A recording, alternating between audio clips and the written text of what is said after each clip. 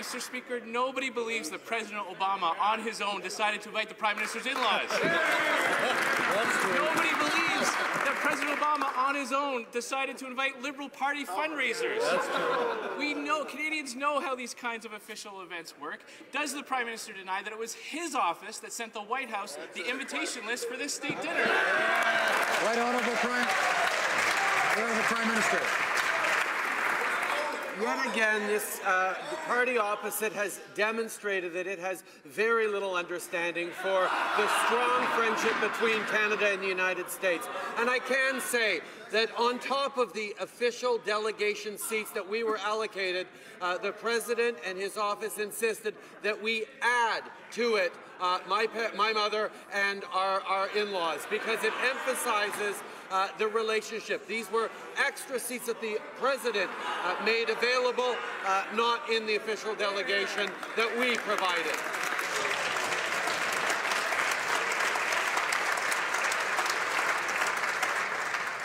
Members are enjoying this exchange, but let's make sure that we can all hear, including the Speaker.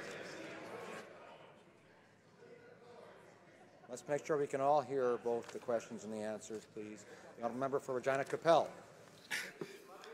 Mr. Speaker, is the Prime Minister sure that they just added in his in-laws and didn't just drop the natural resource ministers to make them? And, you know, it's not about whether some of these people paid back the cost of their flights. It's about the fact that they were there at all. For example, the Prime Minister's party fundraisers were granted privileged access to high-ranking U.S. officials. Now, that's not a bad deal. Repay the cost of a commercial flight, and you get to meet with connected Washington insiders. But do you know who wasn't there in Washington, Mr. Speaker? Do you know who wasn't there to promote his portfolio? Do you know who wasn't there at the table to promote Canadian businesses? The natural resources minister. Right Honourable Prime Minister. Yet again, Mr. Speaker, we see that the members' offices simply do not understand how important the relationship with the United States actually is.